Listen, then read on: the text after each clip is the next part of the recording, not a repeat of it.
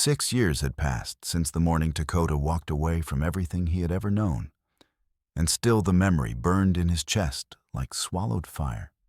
He could see it all with crystalline clarity, the circle of weathered faces in the council lodge, the disappointment in Chief Blackkettle's ancient eyes, the way his sister Rising Dawn had turned her back when the elders pronounced their judgment. "You have chosen the white man's war over your people's survival," the eldest had said, his voice heavy with the weight of tribal law. "You are no longer Cheyenne." The irony was bitter as winter wind.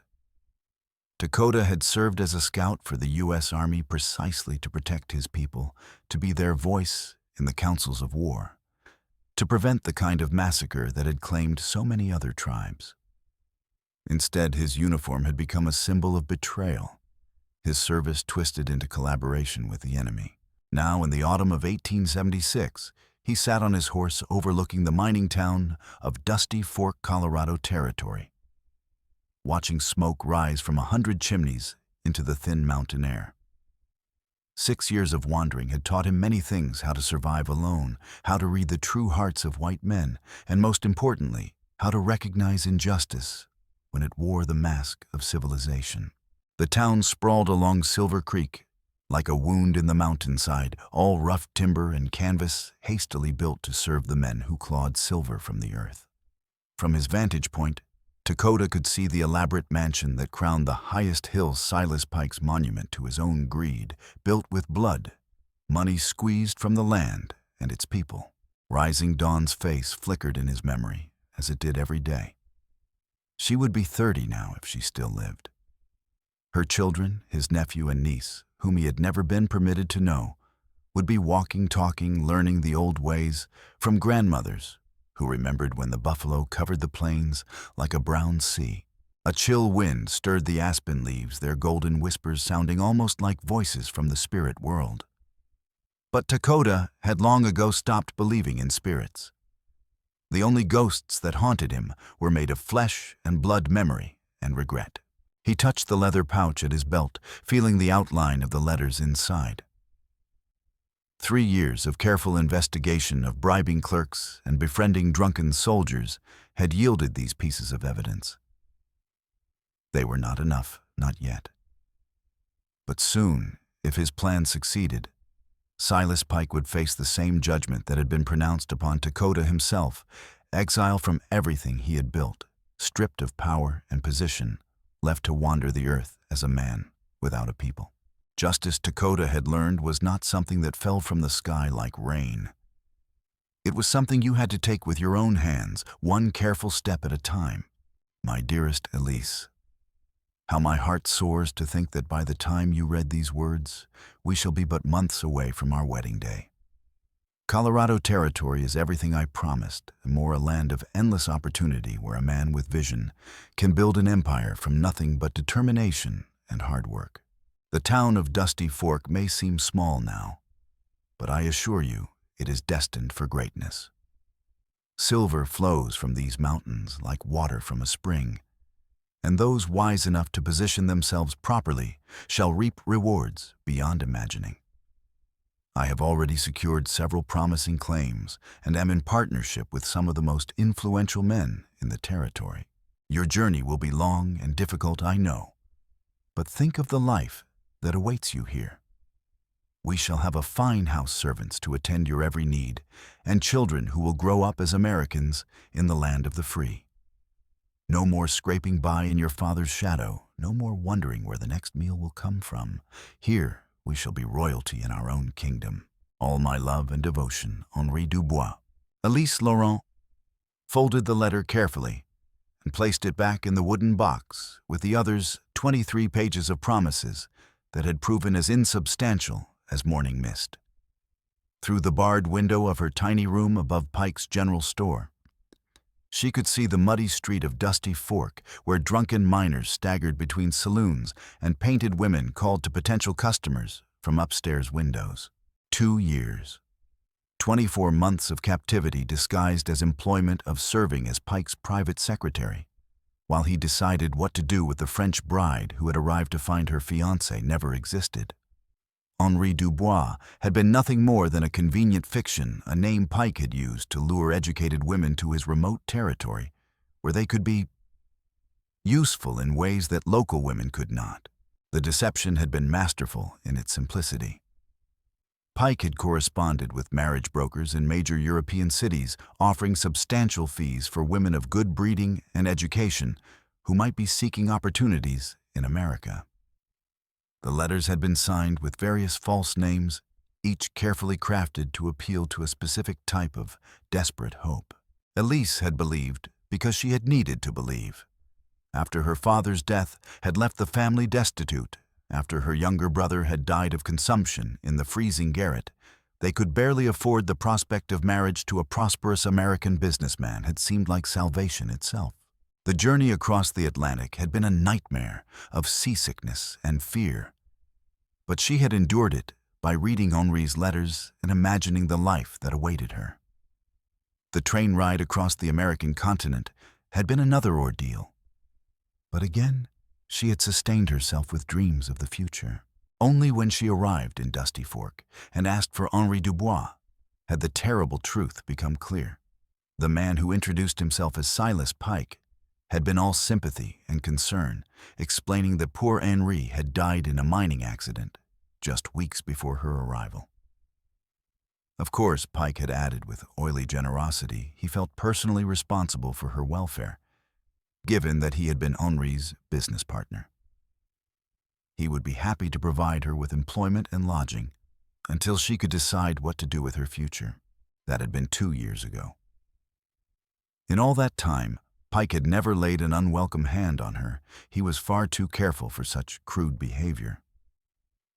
Instead, he had kept her isolated, dependent, gradually making it clear that she had no resources, no allies, no way to leave, even if she could think of somewhere to go. She worked as his secretary, handling correspondence and maintaining records always under the watchful eyes of his men. But Pike had underestimated the intelligence of the woman he had trapped. Elise had used her access to his files to gradually piece together the full scope of his operations, the fraudulent mining claims, the bribes to territorial officials, the mysterious disappearances of people who had opposed him. She had also discovered that she was not his only victim. At least a dozen other women had been lured to Dusty Fork by similar deceptions over the past 5 years. Most had simply vanished after a few months, though Pike's records suggested they had been relocated to more suitable positions elsewhere. Elise had no illusions about what that meant. The only reason she had survived so long was her usefulness. Pike needed someone who could write convincing letters, maintain sophisticated records, and deal with territorial officials who might be suspicious of a completely unlettered mining boss. Her French accent and European education gave him a veneer of cosmopolitan respectability that impressed visitors and business partners. But recently, she had sensed a change in Pike's attitude toward her. He had been making subtle comments about her future prospects, had introduced her to several of his associates as a young woman in need of a husband. The implication was clear: her period of usefulness was coming to an end. From her window, Elise could see riders approaching the town from the East Pike's men, returning from some business in the countryside. Soon they would be gathering in the saloon below, drinking and planning whatever violence Pike had ordered for tomorrow. And tomorrow, or the day after, or perhaps next week, Pike would finally tire of keeping her alive. She touched the small knife hidden in her dress, a pathetic weapon, but the only protection she possessed. If tonight was to be her last night of relative freedom, she intended to make use of it. Pike's office was directly below her room, and she had long ago learned to work the loose floorboard that gave her a view of his activities. Tonight, she would gather what evidence she could. If she was going to die, at least she could try to ensure that Silas Pike's crimes did not die with her. The autumn sun hung low over Dusty Fork's main street as nearly 200 men gathered in the makeshift town square, their breath visible in the crisp mountain air. Word of the bride auction had spread through the territory like wildfire, drawing prospectors, ranchers, and drifters from settlements 50 miles in every direction. The prospect of acquiring a wife, any wife, was enough to empty the mining camps and cattle ranches of their lonely inhabitants. Takoda positioned himself at the edge of the crowd, his weathered face impassive beneath the wide brim of his hat. At 34, the years of exile had carved deep lines around his dark eyes, but he still moved with the fluid grace of a born warrior. His clothes were the practical garb of a drifter worn leather-faded cotton boots that had walked too many hard miles, but his bearing suggested hidden depths that most observers failed to notice. Mayor Hutchins climbed onto the wooden platform that had been hastily constructed from mining timber, his voice carrying the practiced authority of a man accustomed to addressing crowds of unruly men. "Our gentlemen, your attention, please." He waited for the conversations to die down before continuing. "We are gathered here today for a most auspicious occasion.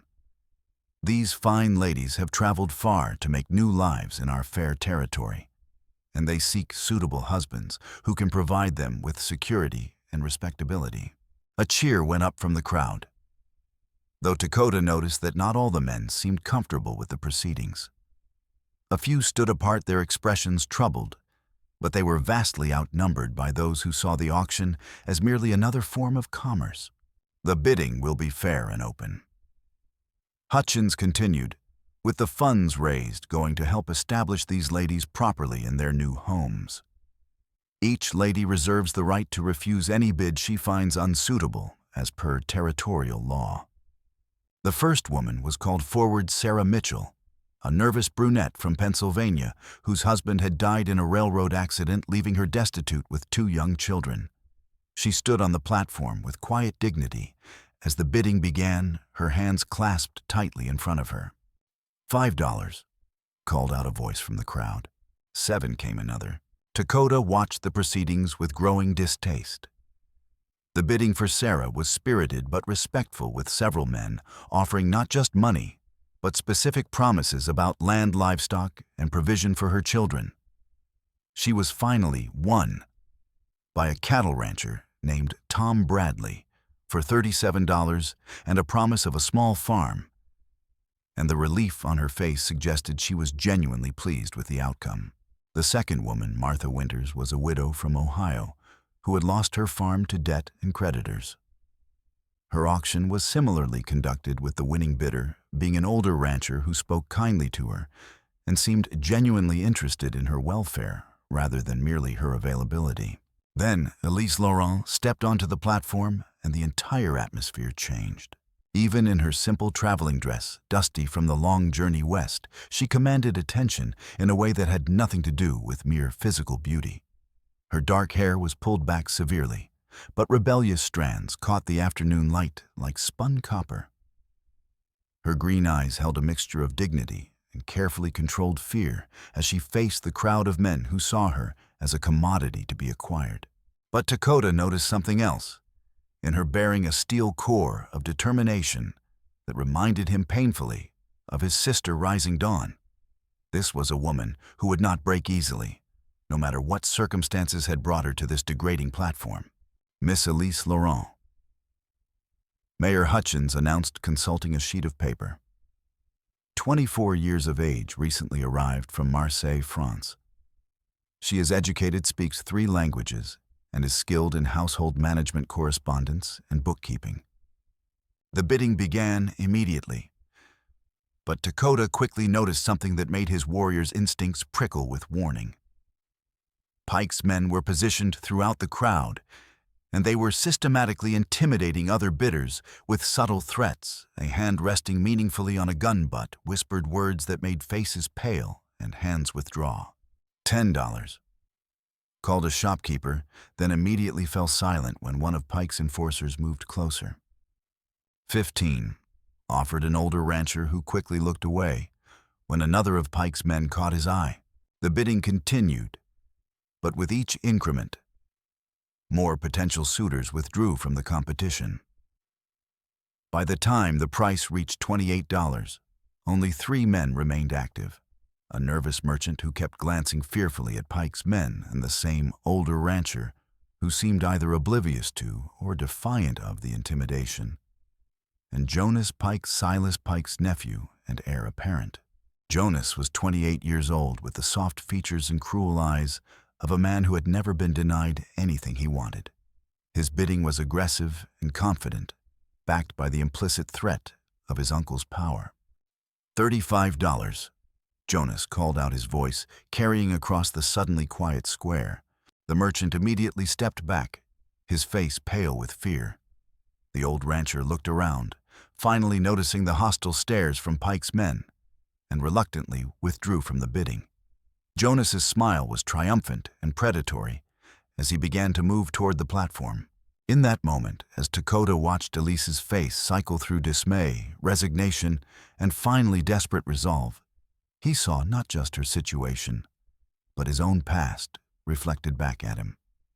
He saw rising dawn being herded onto the reservation, her children's future stolen by men like Pike, who viewed other human beings as resources to be exploited. He saw every injustice he had been powerless to prevent, every moment when he had chosen prudence over action. $1, Takoda said quietly. The crowd fell completely silent, unsure they had heard correctly. Jonas Pike turned, his face flushing with anger and disbelief as his gaze found the source of the interruption. "What did you say, Redskin?" Jonas's voice carried the casual contempt of a man who had never been challenged by someone he considered inferior. Takoda stepped forward, his hand resting casually on his knife handle. "I bid $1. Mayor Hutchins looked confused, consulting his papers as if they might contain guidance for this unprecedented situation. "Sir, the current bid is $35. You would need to bid at least 36 too. The lady has the right to choose." Takoda interrupted, his eyes fixed on Elise. "That's territorial law. A woman can refuse any marriage contract she finds unsuitable regardless of the amount offered." The statement hung in the air like smoke from a gun barrel. Takoda was technically correct. Territorial law did grant women the right to refuse marriage proposals, even in the context of a bride auction. But invoking that right required courage, and the consequences of defying Silas Pike were well known throughout the territory. Elise stared at him. This unexpected champion who had emerged from the crowd, like something from the adventure novels she had read as a girl. She saw intelligence in his dark eyes and something else that had been completely absent from Jonas Pike's calculating gaze, recognition of her humanity. More than that, she saw an opportunity. This stranger was offering her a choice, perhaps the first real choice she had been given since arriving in this godforsaken territory. Whatever his motives, whatever risks came with accepting his offer, it had to be better than the alternative. "I choose him," she said clearly, her voice carrying across the silent square as she pointed directly at Takoda. The crowd erupted in confusion and argument. Jonas Pike's face contorted with rage as his hand moved toward his gun, but his uncle's voice cut through the chaos like a blade. "Enough!" Silas Pike emerged from the crowd, with the calm authority of a man accustomed to being obeyed without question. At 50, he was still imposing.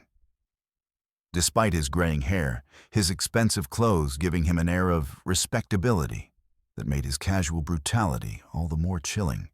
His pale eyes swept over the scene, calculating angles and possibilities with the efficiency of a machine. "The lady has made her choice." Pike said, his voice carrying easily across the square. "Territorial law is territorial law." Jonas started to protest, but his uncle silenced him with a look.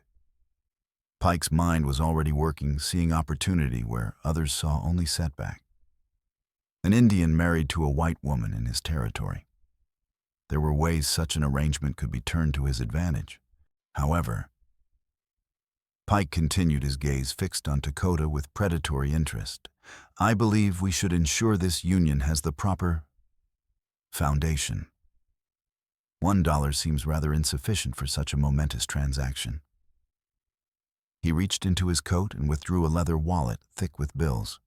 "I'll contribute an additional $1 to the Ladies' Welfare Fund as a gesture of community support." It was a test, and everyone present understood it. Pike was measuring Takoda, trying to understand what manner of man he was dealing with. Too much money would suggest hidden resources that needed investigation.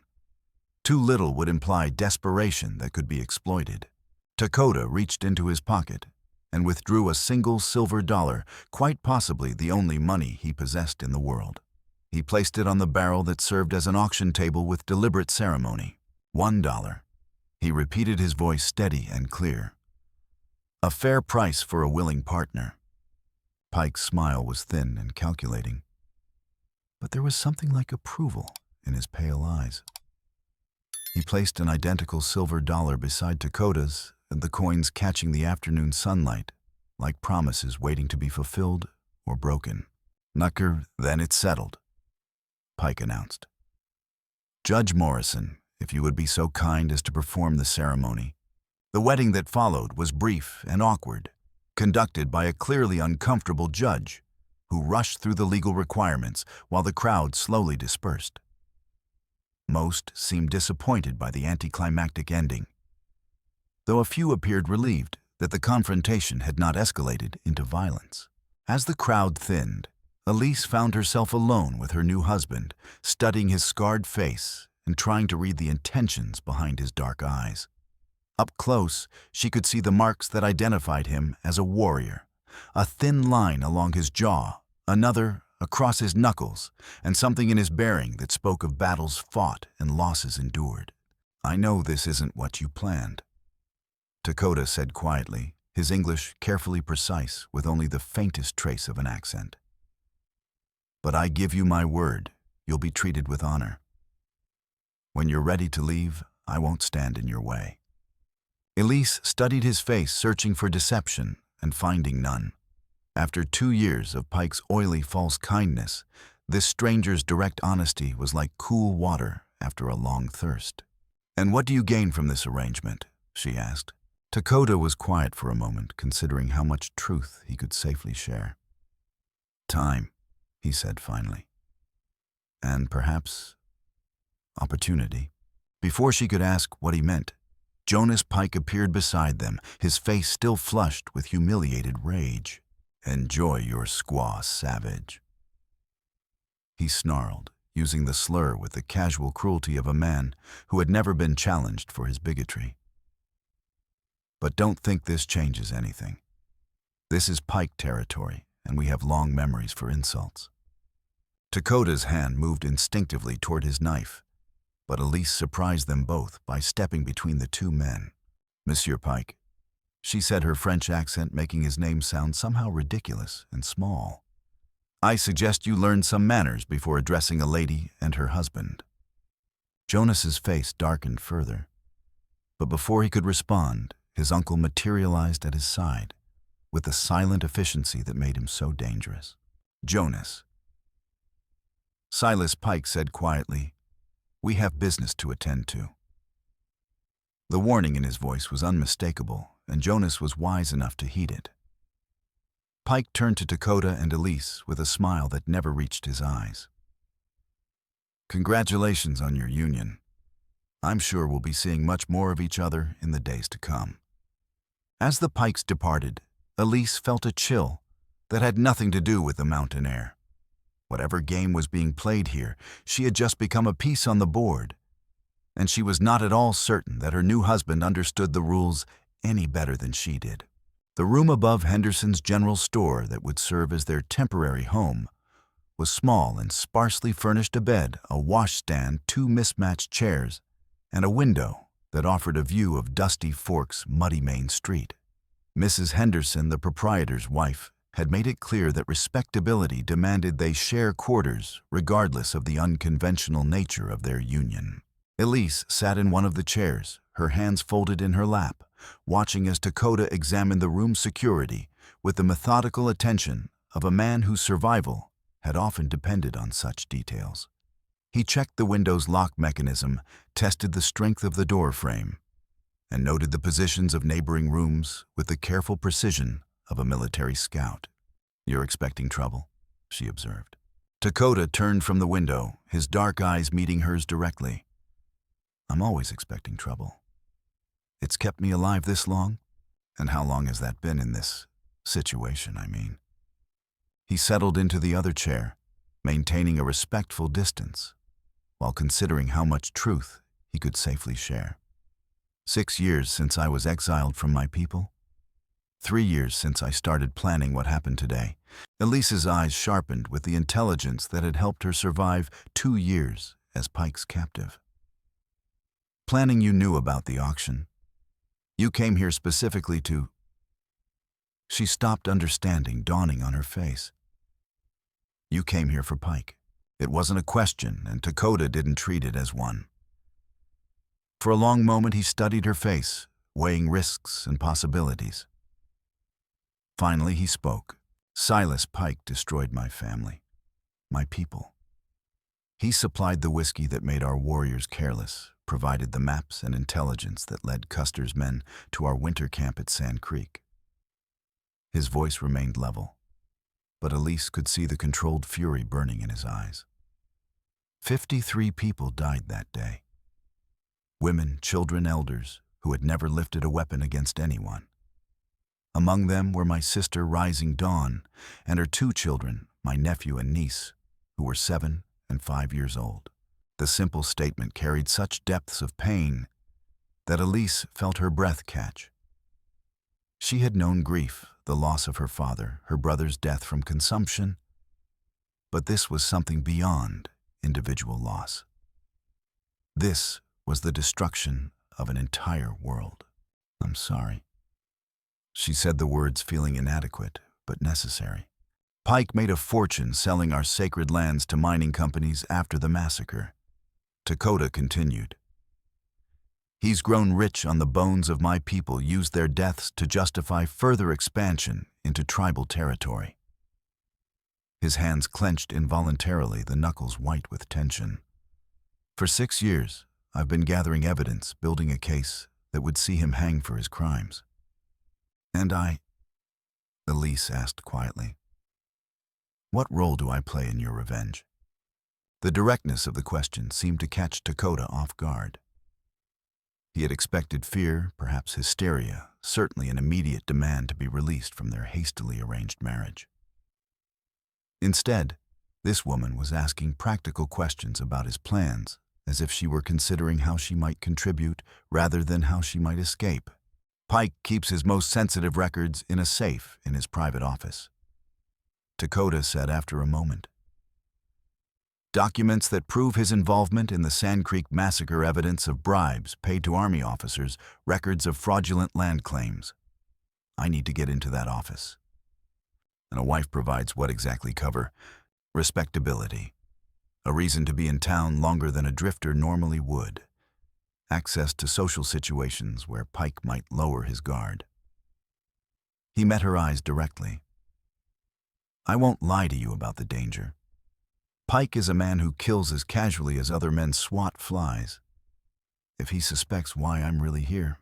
Elise stood and moved to the window, looking out at the dusty street below. She could see Pike's men positioned at strategic points throughout the town, outside the Silver Dollar Saloon near Henderson's store, watching the main approaches to town. Dusty Fork was less a community than a carefully controlled territory with Pike as its uncrowned king. Tell me about your sister, she said suddenly, her voice soft. Takoda stiffened, but after a moment, he found himself speaking. Her name was Rising Dawn. It means the moment when darkness gives way to light. His voice grew softer, lost in memory. She had a way of finding joy in small things, a bird's song, the pattern of clouds, or the way her children's faces looked when they were sleeping. She believed that hatred poisoned the soul, that revenge was a burden too heavy for any man to carry alone. What would she think of what you're planning now? It was a question that had haunted Takoda through countless sleepless nights during the years of planning and preparation. In quiet moments, he could almost hear Rising Dawn's voice, see the disappointment in her eyes as he plotted violence and vengeance. She would understand, he said finally, though his voice carried a note of uncertainty. She would grieve for what it's done to me, but she would understand. Elise turned from the window, studying his profile in the lamplight. And your nephew and niece. What were their names? Little Wolf and Singing Bird. The ghost of a smile crossed Takoda's weathered features. Little Wolf was fearless, always exploring, always asking questions about how things worked. He would be 12 now, probably learning to hunt, to track, to be a warrior. Singing Bird was quieter, but wise beyond her years. She had Rising Dawn's gift for seeing the good in people even when they couldn't see it themselves. The mathematics of lost calculating ages that would never be reached, imagining birthdays that would never come. Elise had performed similar calculations after her brother's death, wondering what kind of man he might have become if tuberculosis hadn't claimed him at 16.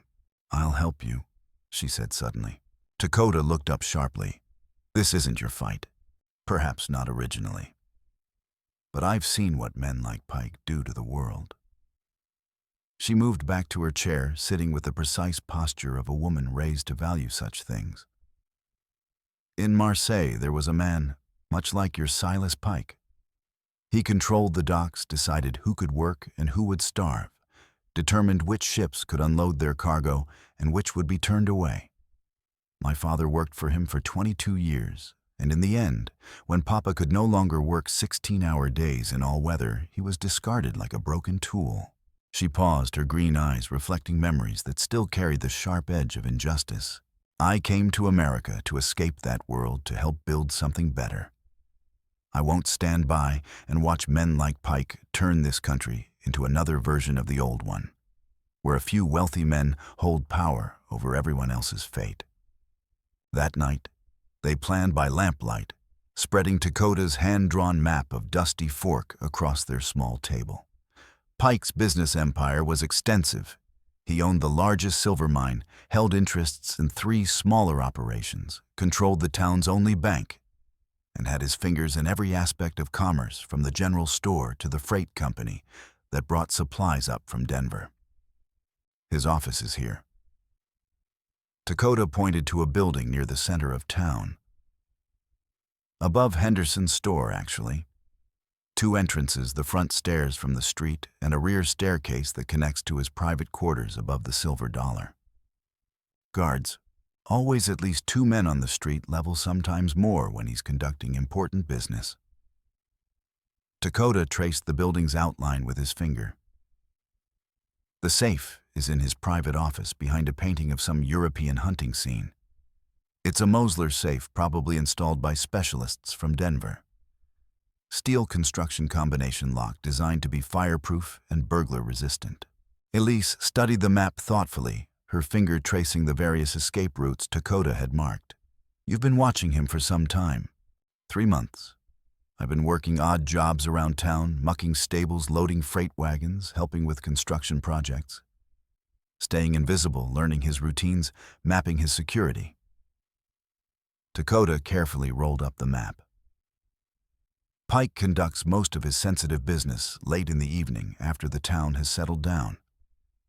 Usually 2 or 3 times a week, he meets with his mining supervisors, his enforcers, sometimes territorial officials, who prefer their dealings with him to remain private. "And that's when you plan to make your attempt." "When we make our attempt," Takoda corrected gently. "If you're serious about helping, there are things you could do that I cannot. Pike knows my face, now knows to be suspicious of me.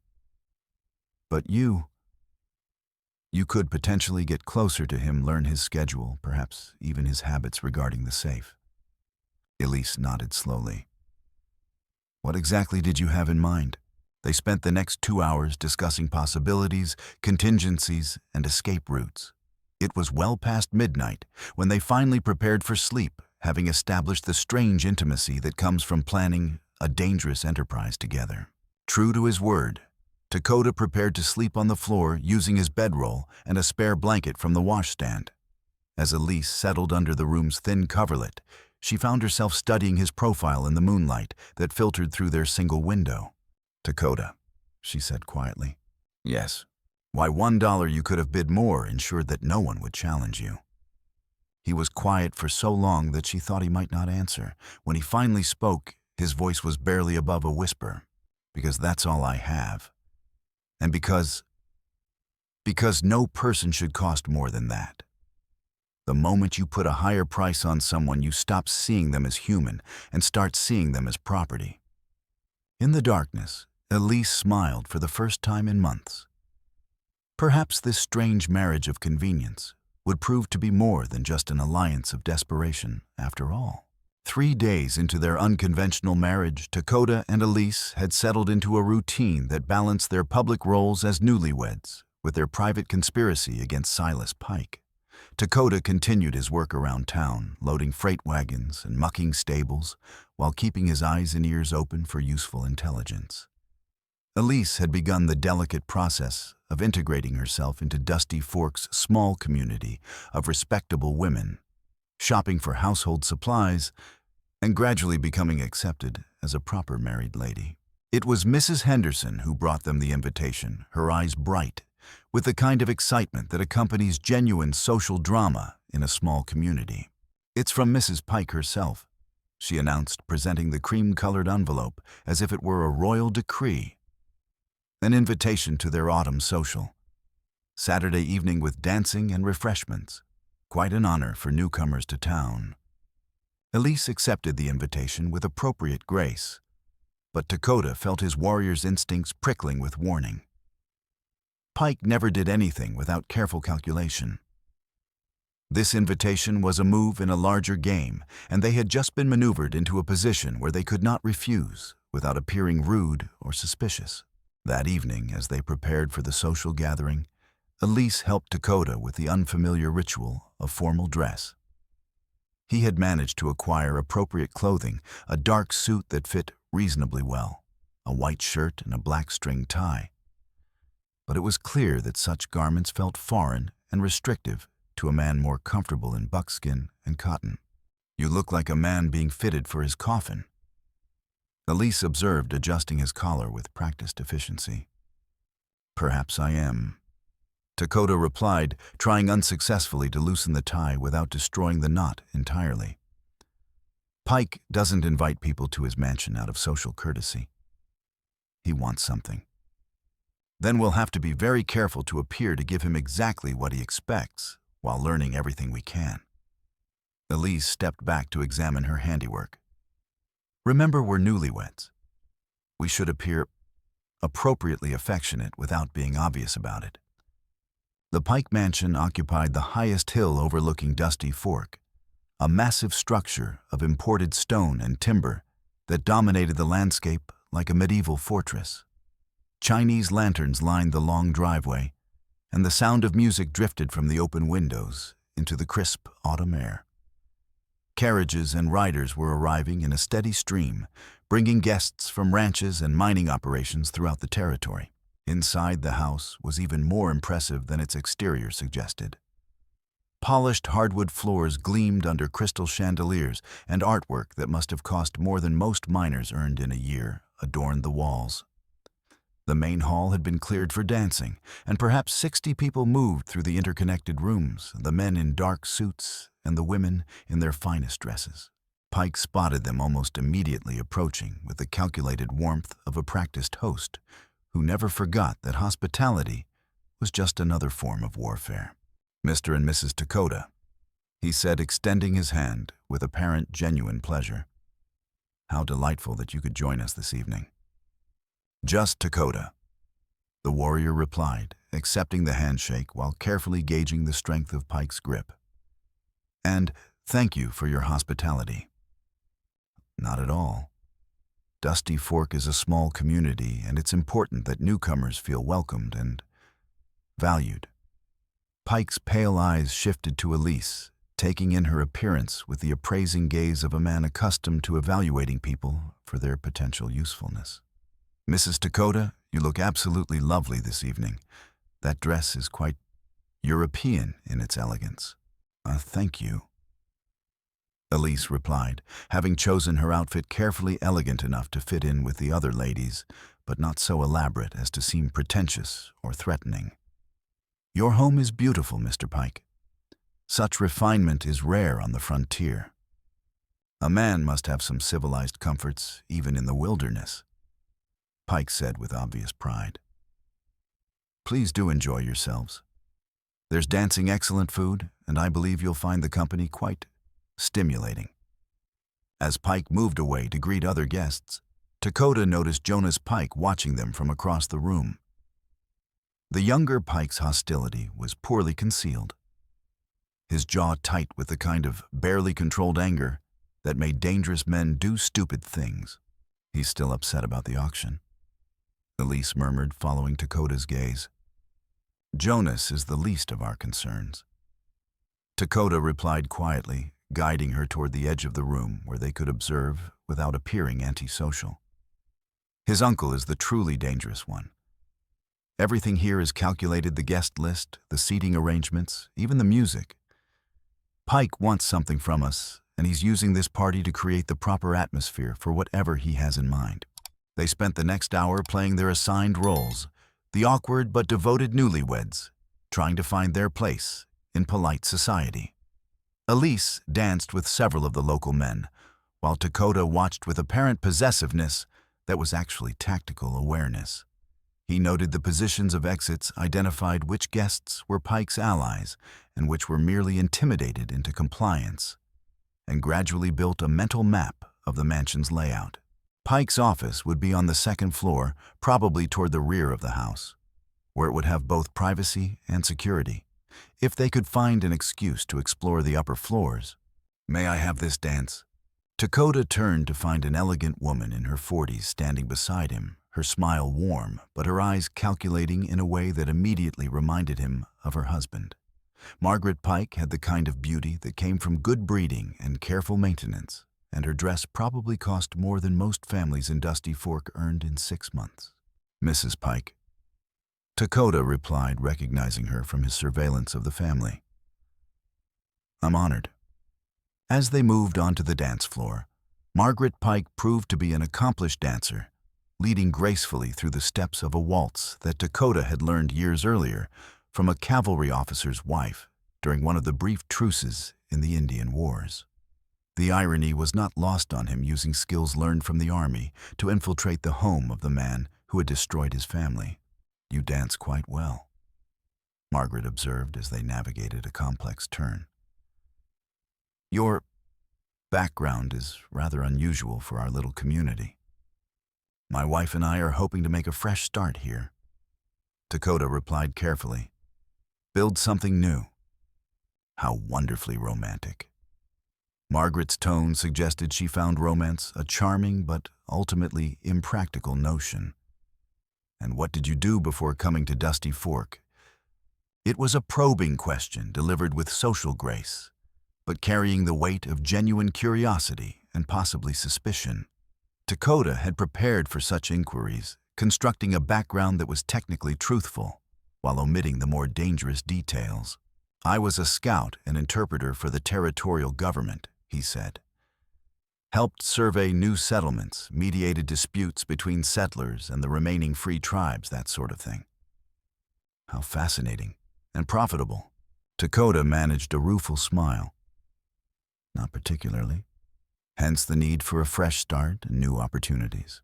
As the dance ended, Margaret Pike studied his face with the calculating gaze of a woman accustomed to evaluating people for their potential usefulness to her husband's enterprises. Well, she said finally,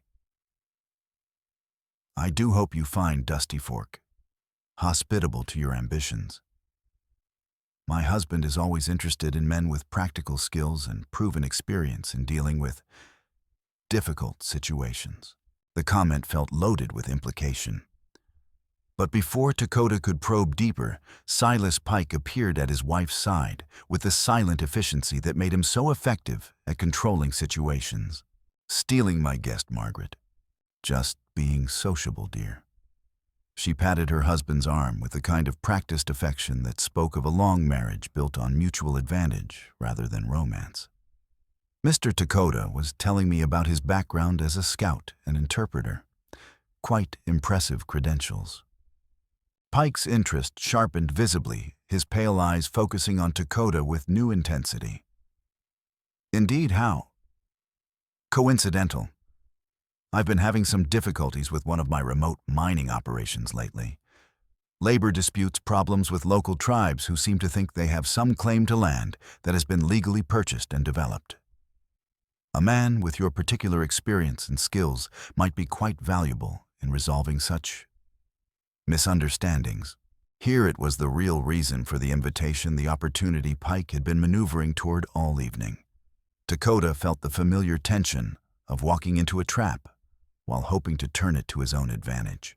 I'd certainly be interested in discussing it, he replied carefully. Excellent. Perhaps you could visit my office tomorrow, say 2 o'clock. We can discuss the details and the compensation in private.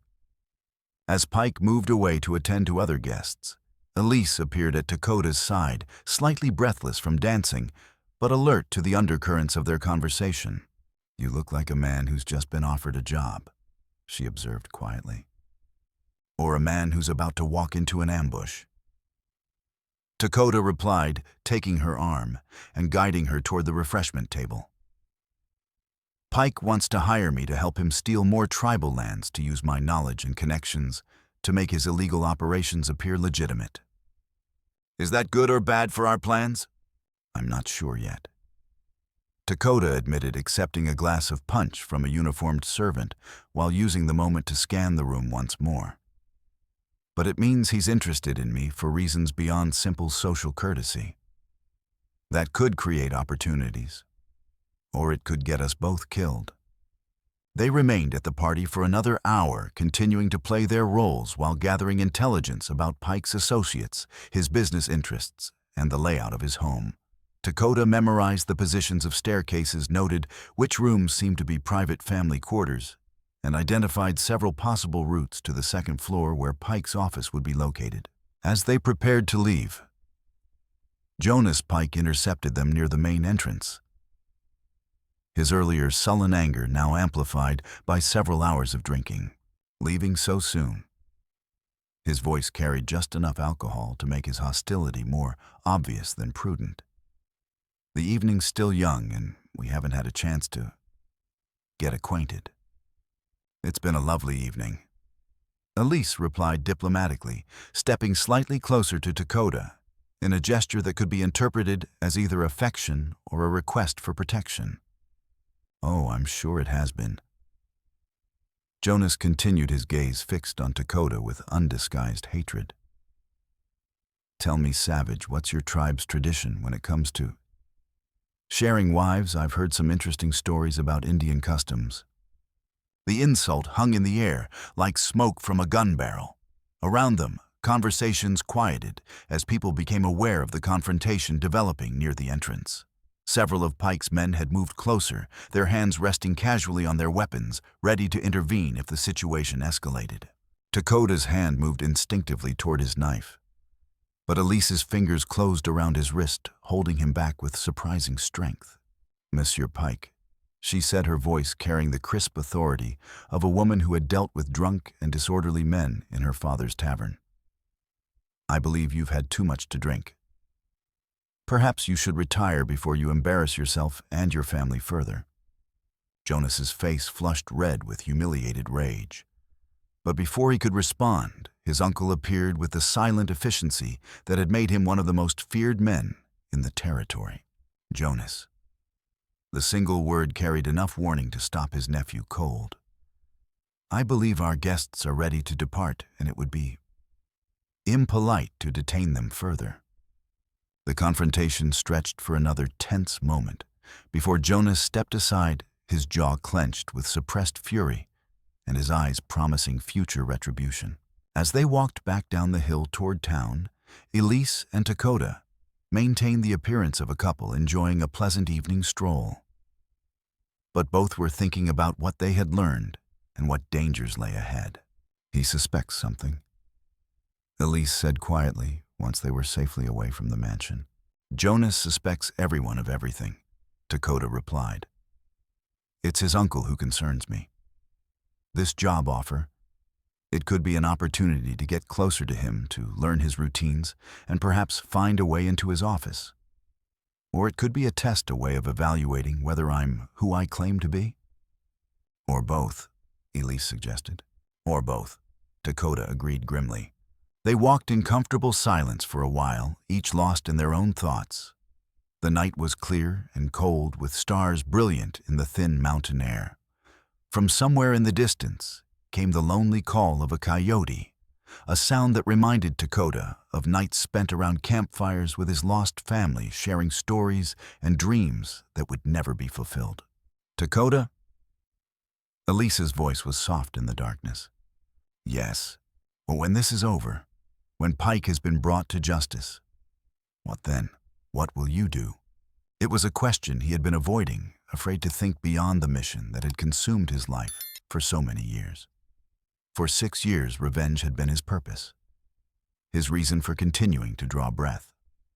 But what came after revenge? What did a man do when the driving force of his existence had been achieved? "I don't know," he admitted, his voice barely audible above the sound of their footsteps on the dirt road. "I've been focused on this for so long, I haven't thought about what comes after." "Perhaps," Elise said carefully, "it's time to start." Her words carried implications that both thrilled and terrified him. The idea of a future beyond vengeance, of building something new rather than simply destroying what existed, was so foreign to his thinking that he hardly knew how to contemplate it. But as they reached their modest room above Henderson's store, as he lit the oil lamp, and she began preparing for bed, Takoda found himself wondering, for the first time in years, what it might be like to live for something other than the ghosts of the past. Pike's office was everything Takoda had expected: rich, intimidating, and carefully designed to make visitors feel small and vulnerable. Dark mahogany paneling lined the walls, leather-bound volumes that had probably never been read filled built-in bookcases, and heavy curtains could be drawn to create complete privacy when needed. The famous safe sat behind an ornate oil painting of a European fox hunt, exactly where Takoda's intelligence had indicated it would be. Silas Pike himself was positioned behind a massive desk, reviewing documents with the careful attention of a man who understood that details often meant the difference between profit and loss, between life and death. When Takoda was announced by a secretary who doubled as a bodyguard, Pike looked up with the practiced smile of a predator who had learned to disguise his nature behind a veneer of respectability. "Takoda, please sit."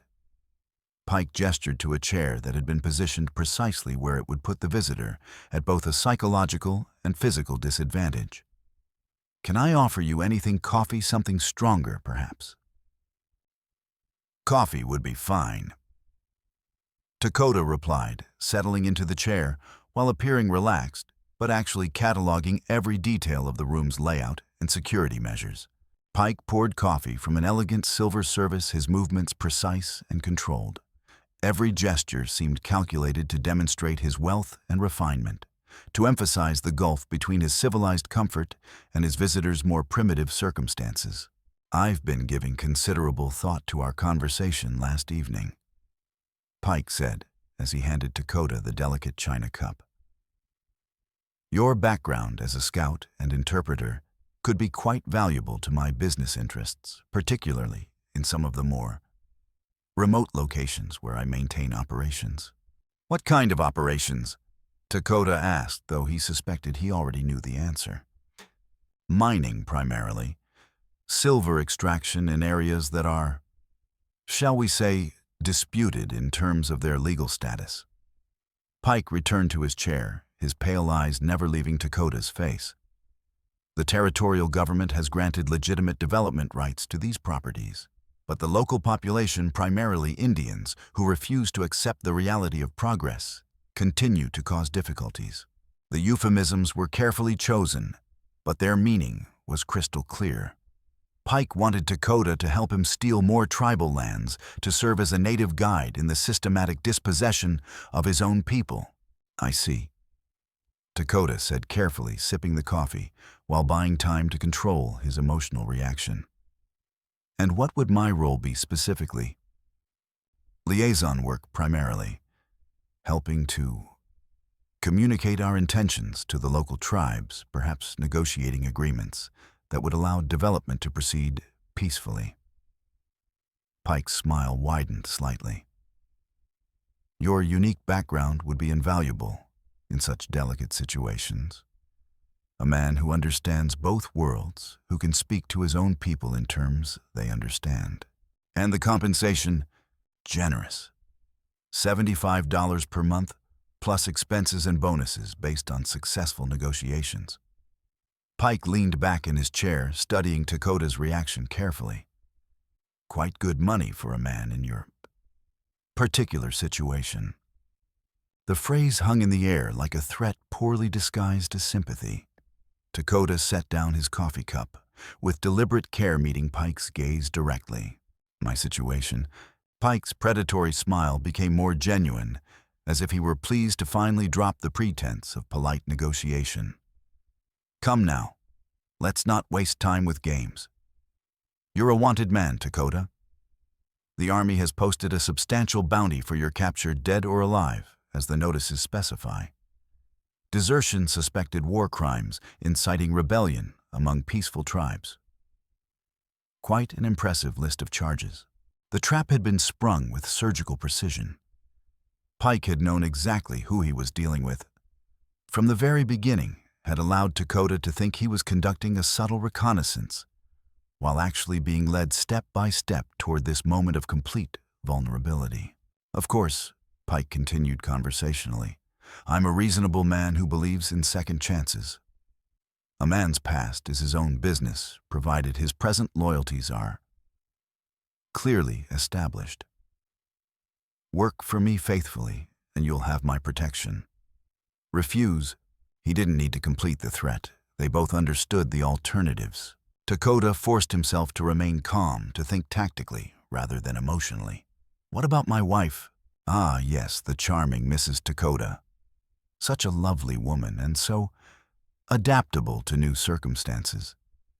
Pike's smile became almost warm, which somehow made it more menacing than his earlier coldness. It would be truly unfortunate if anything were to disrupt her adjustment to life in our community. But then wives have a tendency to follow their husbands' fates, don't they? The threat against Elise was delivered with the casual certainty of a man who had never been successfully challenged. In Pike's world, some lives simply mattered more than others, and the lives of people who opposed him didn't matter at all. I'll need time to consider your offer, Takoda said finally. Of course. But don't take too long. Such opportunities have a way of expiring if not acted upon promptly. Pike rose from his chair, indicating that the meeting was concluded. Shall we say 3 days for your decision? That should be sufficient time to weigh your options. Takoda left the office feeling like a man who had just walked away from his own execution, though he understood that the reprieve was only temporary. Pike had outmaneuvered him completely, turning what should have been a reconnaissance mission into a recruitment trap that threatened not only his own life, but Elise's as well. He found her in Henderson's store, playing her role as the dutiful wife, shopping for household necessities. Her smile was bright and natural when she saw him approach, but her eyes sharpened as she read the tension in his posture. How did your meeting go? She asked, continuing to examine a bolt of fabric, while speaking quietly enough that other customers couldn't overhear. Not well. Takoda replied, moving closer and pretending to help her with her selection. He knows who I am. Knows about the bounty, the charges against me. The whole thing has been a trap from the beginning. Elise's hands stilled on the fabric, but her voice remained steady. What does he want? He wants me to work for him. Help him steal more tribal lands, be his tame Indian scout who can negotiate agreements with the people he intends to dispossess. Takoda's jaw tightened with barely suppressed fury. 3 days to decide. And if you refuse, then we both have serious problems. Takoda said grimly. He made it clear that your welfare is connected to my cooperation. Elise was quiet for a moment, her mind working through the implications while maintaining the appearance of a woman casually shopping for domestic supplies. Around them, other customers browsed and chatted, maintaining the normalcy that concealed their increasingly desperate situation. There might be another way, she said finally, her voice so quiet he had to lean closer to hear. What do you mean? If Pike knows about your past, he's done extensive research. That means he has files correspondence with army officials or bounty hunters, possibly even documentation of his own illegal activities. She selected a spool of thread, her movements natural and unhurried. Such records would be kept in the same place as his other sensitive documents. Understanding dawned immediately. In the safe. Exactly. If we could access those files, we might find information we could use against him. Turn his own trap back on itself. She paid for her purchases, chatting pleasantly with Mrs. Henderson, while Takoda processed the implications of her suggestion. It was a desperate plan, but it offered their only realistic hope of escape. And it meant they would need to accelerate their timeline, significantly attempt the break-in before Pike's 3-day deadline expired. That evening, they refined their strategy by lamplight, spreading Takoda's maps and notes across their small table, while speaking in voices barely above whispers. The next night would be ideal. Pike had a scheduled meeting with territorial officials that typically lasted until well after midnight, and there was no moon to betray their movements. The rear entrance is our best option, Takoda explained, tracing the route with his finger. It connects to a service corridor that leads to his private office without passing through the main areas of the building. What about guards? 2 on the street level, usually positioned to watch the front entrance and the main staircase. They patrol every hour, but there's a gap in their coverage between 11 and 11:30 when they both check the silver dollar for disturbances. Takoda had observed this pattern during weeks of careful surveillance. If we can get inside during that window, the safe itself will be the real challenge, Elise pointed out. Even if we can reach it undetected, how do we open it? Takoda pulled out a small leather pouch, revealing an assortment of improvised tools, thin metal strips, a small hand drill, several vials of what looked like oil. I learned some useful skills during my years of exile.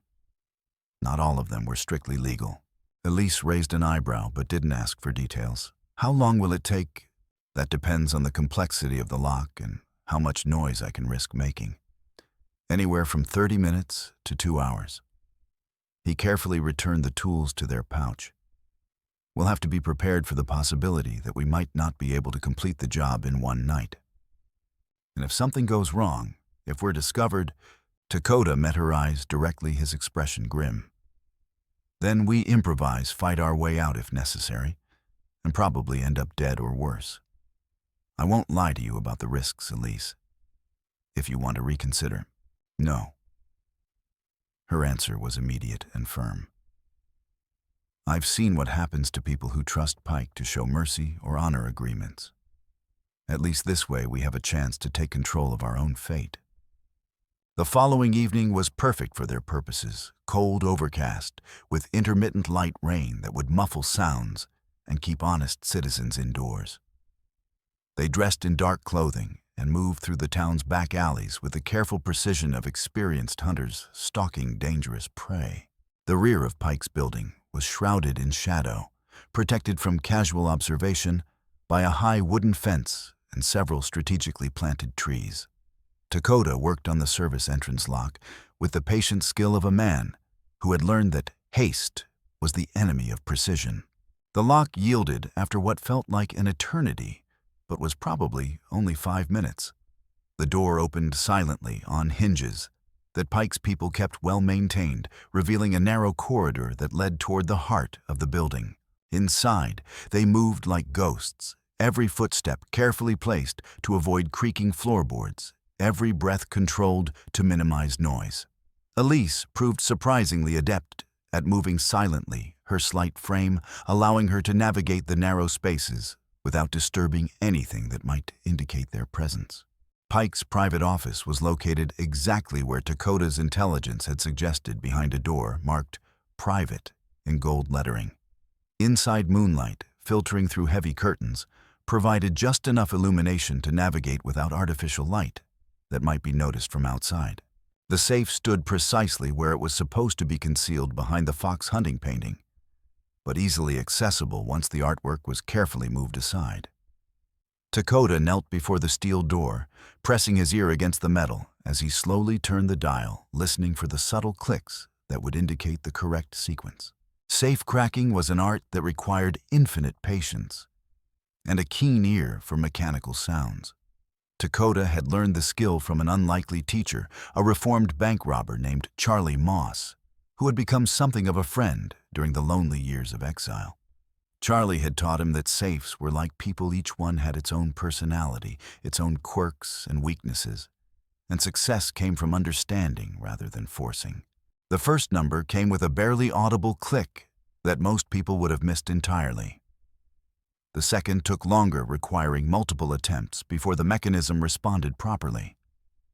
The third was even more challenging, demanding absolute concentration, as Takoda filtered out the sound of rain against the windows, the distant noise from the silver dollar, and his own nervous heartbeat. Finally, after what seemed like hours, but was probably only 20 minutes, and the tumblers fell into place and the heavy steel door swung open with a whisper of well-oiled hinges. Inside the safe contained exactly what they had hoped to find: ledger books, correspondence files, legal documents, and a collection of personal items that probably represented payments for services Pike preferred not to discuss openly. But most importantly, there was a thick folder marked "Security Matters" that contained the evidence they had risked their lives to obtain. Maps showing the locations of tribal villages, complete with details about population defenses and seasonal movement patterns. Correspondence with army officers arranging incidents that would justify military action against peaceful tribes. Detailed records of bribes paid to territorial officials, judges, and federal bureaucrats. And most damning of all, a series of documents outlining Pike's role in providing intelligence that led to the Sand Creek massacre. "This is it." Takoda whispered, his hands trembling slightly as he rifled through the papers. "This proves everything: the bribes, the murders, the systematic theft of tribal lands. It's enough evidence to hang him 3 times over." But their moment of triumph was interrupted by the sound of footsteps in the corridor outside, accompanied by voices that made both their hearts sink with recognition. "Check the office," came Pike's unmistakable voice. "I want to make sure everything is secure before we discuss the Denver situation." They had perhaps 30 seconds before discovery, not nearly enough time to reach either exit. The rear door they had entered through was at the opposite end of the corridor, while the front entrance would be guarded. Their only option was the office window, which opened onto a narrow ledge 3 stories above the alley. Takoda quickly stuffed as many documents as he could carry inside his jacket, while Elise replaced the painting and tried to make the safe area look undisturbed. The sound of Pike's approaching footsteps grew louder, accompanied by the jingle of keys and the low murmur of conversation with at least 2 other men. The window proved to be their salvation and their doom. It opened easily, providing access to a stone ledge perhaps 18 inches wide that ran along the side of the building. But the ledge was slick with rain, and the drop to the alley below was potentially fatal. Takoda went first, helping Elise through the window just as the office door opened behind them. They pressed themselves against the building's cold stone facade, rain soaking through their clothes as light from the office illuminated the ledge only inches from their hiding place. "Everything looks normal," reported one of Pike's men, his voice carrying clearly through the open window. "Safe, secure, no signs of disturbance." "Good. We can't afford any security breaches, not with the federal investigation starting up in Denver." Pike's voice carried a note of concern that suggested his empire might not be as secure as it appeared. "Double the watch on the building and make sure our friends in the territorial government understand that their continued cooperation is essential." The men remained in the office for another 10 minutes, discussing business matters that would have been fascinating under other circumstances, but were merely terrifying given their current position. Finally, blessedly, Pike and his associates departed, leaving the office dark and the building quiet once again. Getting down from the ledge proved even more treacherous than climbing onto it. The rain had made the stone surface treacherously slippery, and the darkness made it difficult to judge distances and handholds. Takoda went first, again finding a drain pipe that would support their weight and carefully guiding Elise down the last 20 feet to the relative safety of the alley. Only when they were back in their room, soaked and exhausted but alive, did they fully appreciate what they had accomplished.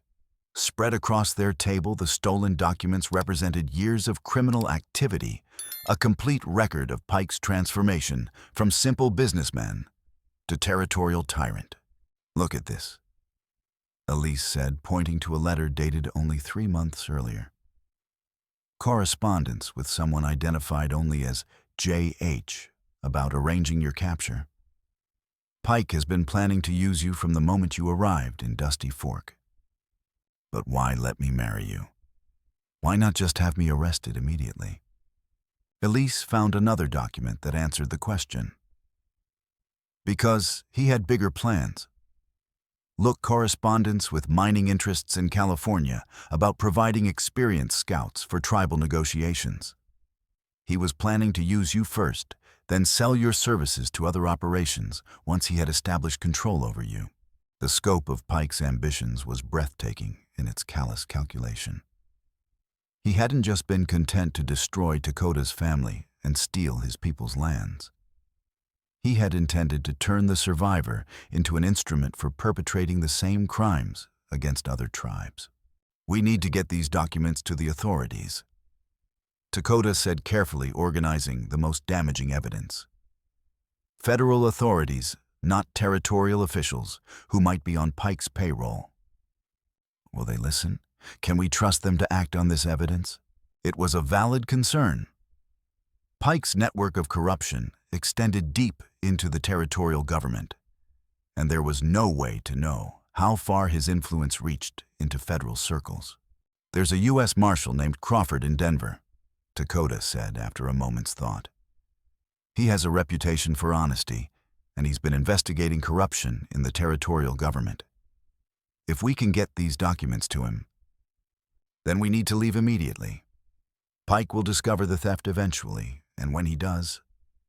They spent the rest of the night preparing for departure, gathering their few possessions, and planning their route to Denver. By dawn, they were ready to begin the most dangerous phase of their mission, escaping Pike's territory with evidence that could destroy his empire. As the sun rose over the mountains, painting the sky in shades of gold and crimson, Elise and Takoda prepared to leave Dusty Fork forever.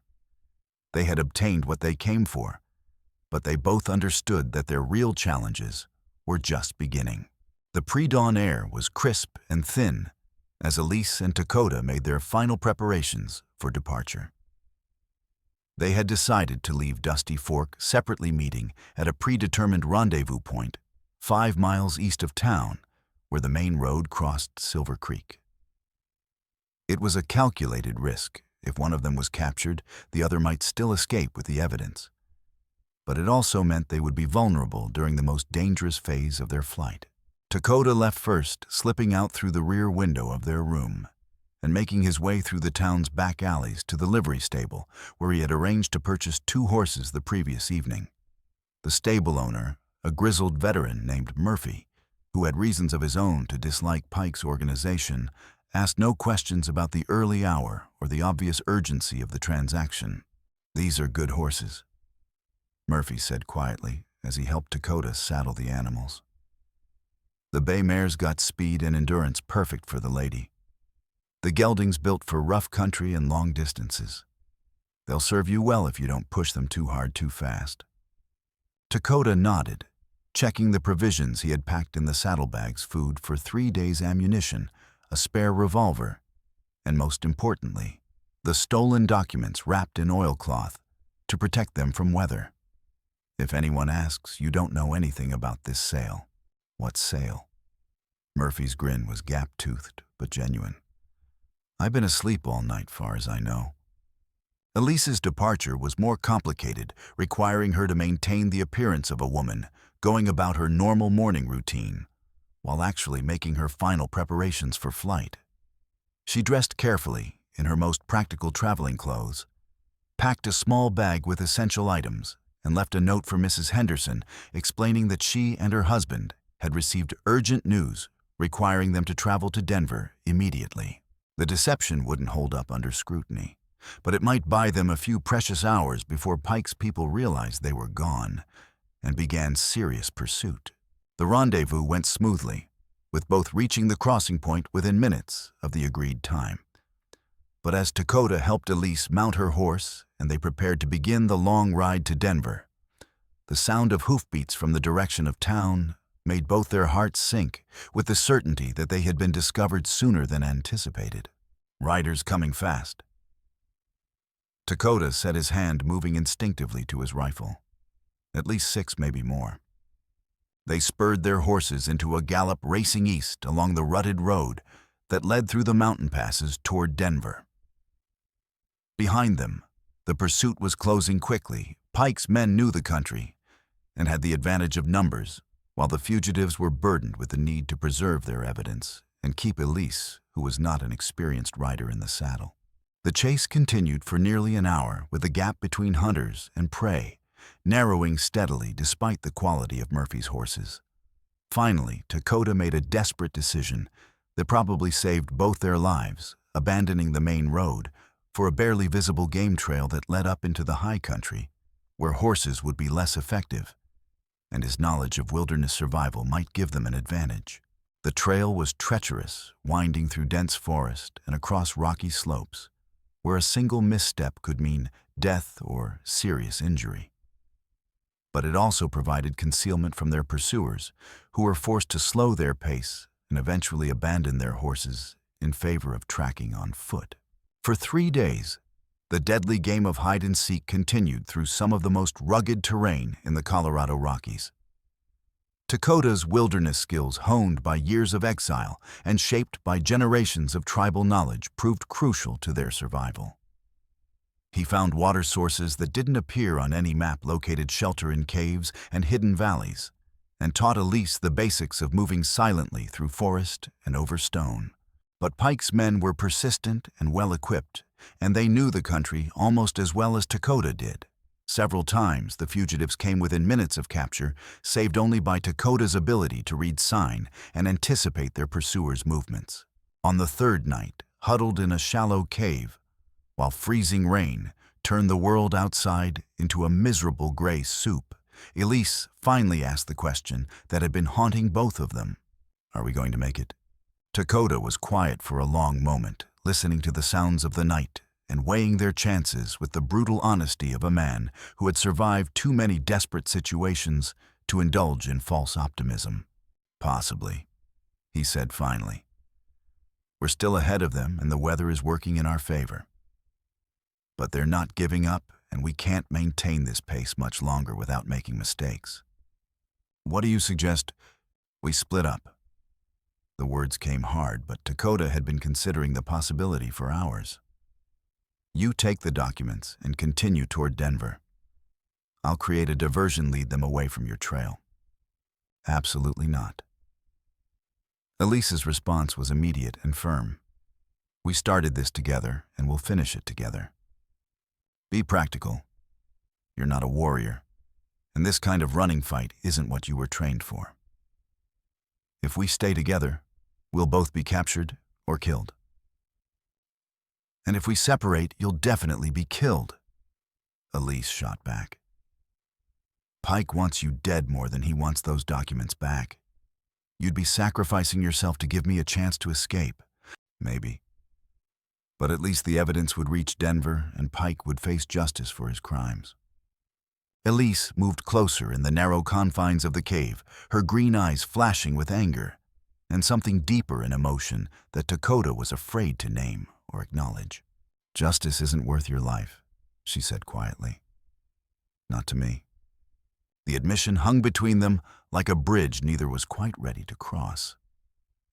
They had begun as allies of convenience bound together by desperation and mutual need. But somewhere during the long nights of planning and the desperate days of flight, their partnership had transformed into something deeper and more dangerous to both their hearts. Before Takoda could respond, the sound of voices outside the cave made both of them freeze with terror. Pike's men had found their trail despite the rain and darkness, and they were now searching the immediate area with systematic thoroughness. Check every cave, every overhang. Came a voice that Takoda recognized as belonging to Jonas Pike. They can't have gone far in this weather. For the next 20 minutes, which felt like hours, the fugitives pressed themselves against the back wall of their shallow shelter, hardly daring to breathe, as searchers moved past the cave entrance multiple times. At one point, the light from a lantern illuminated the opening, and only the cave's irregular shape prevented them from being spotted immediately. Finally, mercifully, the search moved on to other areas, and the voices faded into the distance. But both Elise and Takoda understood that they had been incredibly lucky, and that such luck was unlikely to hold much longer. "That we need a new plan," Takoda whispered.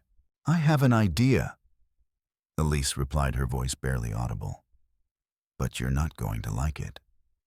Elise's plan was indeed risky to the point of seeming suicidal, but it had one crucial advantage. It was so audacious that their pursuers would never expect it. Instead of continuing to flee toward Denver, they would double back toward Dusty Fork, using their knowledge of Pike's schedule and habits to break into his mansion while he was personally leading the search for them in the mountains. The original documents are still in his safe. Elise explained as they huddled in their cave, speaking in whispers barely louder than breathing. "What we took were copies, correspondence, and subsidiary records. The real evidence, the maps, the original orders for the Sand Creek attack, the signed agreements with Army officers, all of that is still in Dusty Fork, which is exactly where Pike expects us to avoid," Takoda admitted reluctantly. "But it's also where he has the most security, the most allies, the greatest home field advantage. Not if he's not there. You said yourself that Pike likes to handle important matters personally. If he's leading the search for us, then his mansion will be lightly guarded, possibly vulnerable in ways it never is when he's in residence." The logic was sound, but the risks were enormous. If they were wrong about Pike's location, if he had returned to town or left competent lieutenants in charge, they would be walking into a trap with no possibility of escape, even if we could get into the mansion and access the safe again. Takoda said, "What then? We'd still need to get out of his territory, and by then he'd know exactly what we were after." That's where the second part of the plan comes in. Elise's voice carried a note of grim satisfaction. "We don't just take the documents. We destroy everything else, the safe, the records, his entire intelligence network. Make it look like a robbery by desperate criminals rather than a targeted theft of specific evidence." It was a plan born of desperation, but as Takoda considered the alternatives, he began to see its merits. Their current course, fleeing through the mountains while being hunted by superior numbers, would almost certainly end in capture or death. At least this way they would be taking offensive action rather than simply reacting to Pike's moves. How do we get back to town without being spotted? The same way we got out, carefully and with a lot of luck. Elise had clearly been thinking about this for some time. Pike's men are searching the high country to the east. If we circle around to the south, we might be able to approach Dusty Fork from the opposite direction. The return journey took 2 full days of careful movement through terrain that was every bit as treacherous as what they had traversed during their flight. But Takoda's wilderness skills proved equal to the challenge, and by the evening of the second day, they were positioned on the hill overlooking Dusty Fork, watching the patterns of activity in the town below. Pike's mansion was indeed lightly guarded, only 2 men visible around the grounds compared to the usual complement of 6 or 8 when the master was in residence. Lights burned in a few windows, suggesting that some staff remained on duty, but the overall level of activity was significantly reduced. It's now or never. Takoda said, as they prepared for what both understood might be their final gamble. If this goes wrong, then we face the consequences together. Elise finished. No more talk of splitting up, no more noble sacrifices. We succeed together or we fail together. The approach to the mansion was even more nerve-wracking than their previous break-in, since they had to cross open ground that would leave them completely exposed if they were spotted. But fortune favored them, and they reached the building without incident, using the same service entrance they had employed during their first infiltration. Inside the mansion felt different, quieter somehow, more ominous, without Pike's commanding presence to give it focus and direction. They made their way to his office with the careful precision of experienced housebreakers, every sense alert for signs of discovery or trap. The safe opened more easily the second time Takoda's familiarity with its mechanism, allowing him to work more quickly and confidently. Inside, they found exactly what Elise had predicted, the original documents that proved Pike's involvement in the Sand Creek massacre, along with a wealth of additional evidence that revealed the full scope of his criminal empire. But they also found something unexpected. A detailed map showing the locations of unmarked graves throughout the territory, places where Pike's victims had been buried in secret. The implications were staggering. Dozens of people had disappeared over the years, and Pike had kept meticulous records of their disposal. And my God, Elise whispered, studying the map by lamplight. He's not just a thief and a murderer. He's a monster on a scale I never imagined. Takoda was examining another set of documents correspondence with federal officials in Washington, suggesting that Pike's influence extended far beyond the territorial government. This is bigger than we thought. He has connections all the way to the Capitol people who have been protecting him and profiting from his operations. They worked quickly to photograph the most important documents using a small camera Elise had acquired during their preparations, creating copies that could be hidden separately from the originals. Then, as planned, they began the systematic destruction of Pike's remaining records. The fire started small, confined to a wastebasket filled with less important papers. But as it grew and spread to the wooden filing cabinets, the desk, and finally the office itself, it became clear that they had succeeded beyond their wildest expectations. Pike's entire intelligence network, the carefully maintained records that had allowed him to control and manipulate so many people, was going up in smoke, but success came at a price.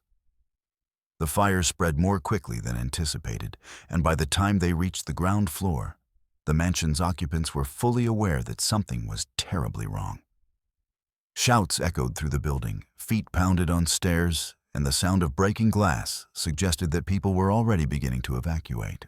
Their planned escape route back through the service entrance was blocked by staff members trying to organize a bucket brigade to fight the fire. Their only option was the front entrance, which would put them directly in view of anyone watching the building.